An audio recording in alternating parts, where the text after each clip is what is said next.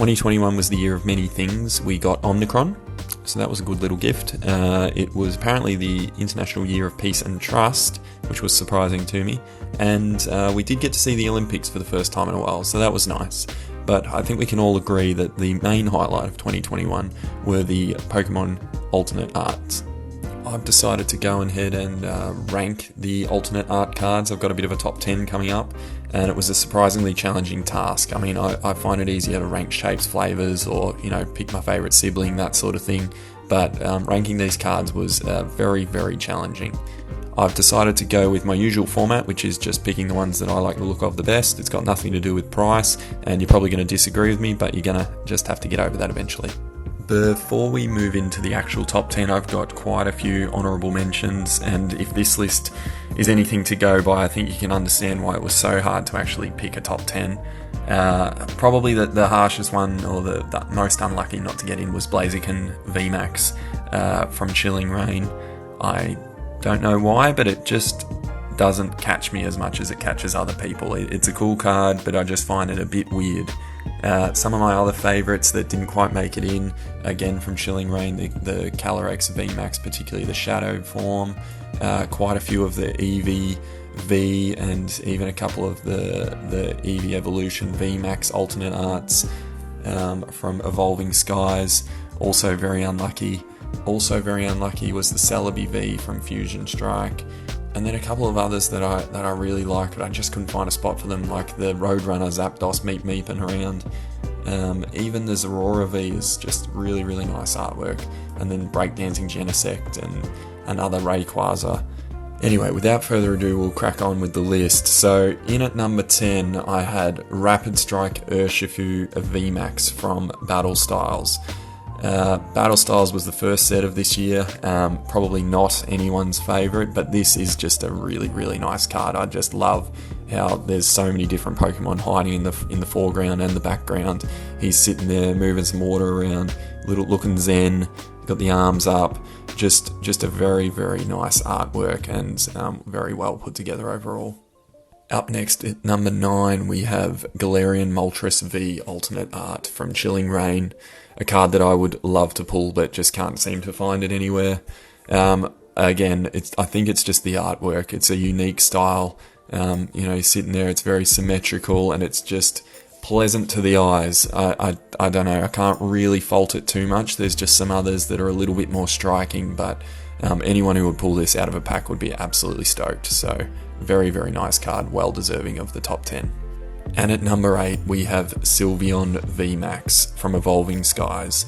There's going to be a lot of Evolving Skies on this list, probably because it just is stacked with alternate art cards. But Sylveon in particular is very bright, very happy, just a cute looking little fella. Looks like, I know it's probably more of a cat than a dog, but still looks like a good boy. And, you've got a lot of the other Eevees and Eeveelutions in the background there too. So, a nice card overall. Just looks like a fun sort of guy to be around, so definitely earns its spot at number 8. At number 7, we have Tyranitar V from Battle Styles. Probably just about the only reason to buy a Battle Styles box or pack is to potentially pull this card. I just love it. He's knocked himself out. He's had a big day. He's probably had a couple of drinks. He's clearly been putting away the pounds for a little while. He's smashed through that food, and very, very unique artwork. I think it was one of the first alternate arts to come out there and really hooks me, and has dragged me into spending lots and lots of money trying to chase this and other alternate art cards. So overall, just an absolute ripping artwork. In at number 6, we have Mew V alternate art from Fusion Strike. I can't quite work out if he's happy or if he's dopey. Like, to me, he kind of just looks like that slightly strange kid at school that never really knows what's going on. But again, it's just a nice card. It's very colourful, very bright. You got a few other Pokemon floating around there, and Mew just cruising through the middle, doing what he does best, just hanging about. Not really, anyone's not really noticing him all that much, but he's still doing his thing, and you got to respect him for that. So, I think this is a very, very nice card.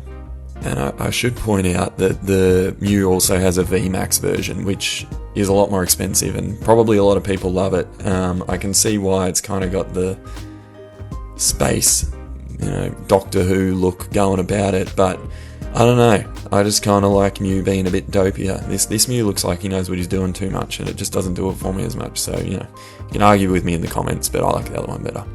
In at number 5, we have Dragonite V from Evolving Skies. I might be a little bit biased because this is probably the only card on the list that I've actually managed to pull out of a pack, and I just absolutely love it.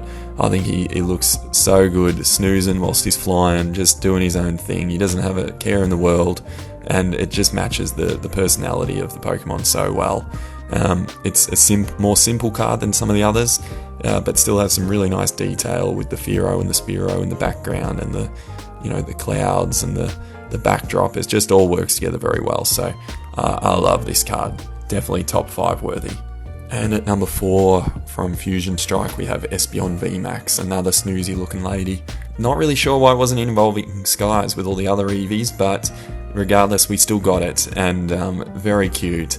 Shows its size, it's just cuddling a house there, probably crushing the people inside, but looking good whilst it's doing it. So we can forgive it for that. There's also just some purple beams in the background, so I don't know if it's teleporting people out of the city or what's happening there, but overall really nice card in a very popular Pokemon and pretty hard to go past. And making its way into the top 3, and probably a little bit controversially for some that it's not up higher, but I've got Rayquaza VMAX, again from Evolving Skies. Awesome card, monstrous Pokemon, legendary. It's got, again, those purple beams in the background. It kind of looks like Frieza about to blow up Namek, so I hope Rayquaza's on our good side, because otherwise it's just going to end us all. But super popular, super expensive card, and really, really well designed, and just shows off the sheer size and brutality of this Pokemon so well. So very, very deserving, probably unlucky not to be higher.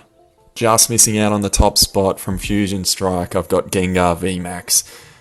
Again, probably a bit biased because I'm a bit of a Gengar fan, but this card is just awesome. It's very unique. There's not really any of the others that match it, either in style or just sort of the comedy of the card itself. He's got the spooky backdrop. He's coming in. He looks like he's just going to haunt all of our dreams, suck us all up and take us away. It's a little bit frightening, but it works so well, and awesome card overall.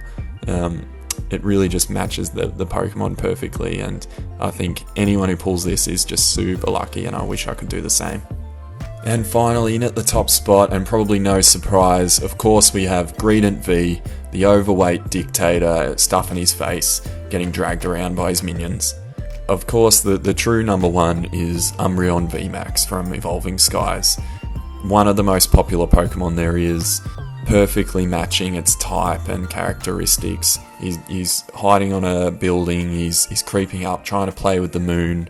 It's got that nighttime backdrop, he's shining. It just works. It just works so well. I think you'd be hard beat to try and find a better alternate art card, or even just any card for that matter. It is just that good. So nice. Probably one of the best, if not the best card of the year for sure. I can't really fault it. I wish I had it. I don't, probably never will, can't afford it, but very happy even just to look it up on pictures online and steal them to put into my little YouTube video. So number 1 for sure for my list, alternate arts of this year, we have Umbreon VMAX. Alright, thanks again for watching. Hopefully you found this entertaining or interesting at the very least. Let me know in the comments how wrong you think I am. I'm sure there's probably not a single person that fully agrees with me, but try and do your own list. I challenge you to that, because it is not easy and there is that many to choose from, and it just goes to show how good of a place the Pokemon card game is at the moment, and it just keeps hooking me back in. Every time I try and leave, it just drags me back. So there goes my savings once again.